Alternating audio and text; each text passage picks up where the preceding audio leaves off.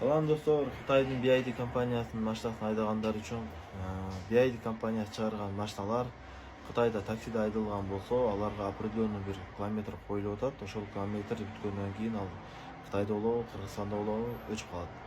Кыргызстанда дагы биздин көп бир туугандар ошол машинаны алып келип айдап 1-2 айдагандан кийин машина өчүп калып, анан бизге окшогон баягы плюс жасаган, чип жасагандарга кайрылып атат. Мен лично өзүм жаңы пульт жаздым, аларга пульт жазылбайт экен. Пульт жазылды дей берет, бирок машина өтө албайт. Анга только смарт-блок менен пульт алмашат.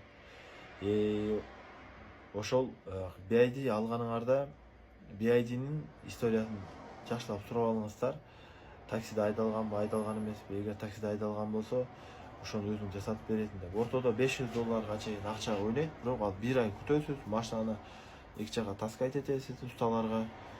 Кыскартып айтканда, BYD'де ушундай проблема болуп атат. BYD айдагандар историясын карап, сурап алыңыздар.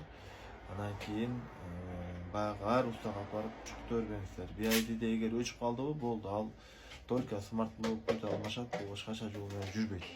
BYD айдаган досуңарга жер коюлат. Assalamu alaikum.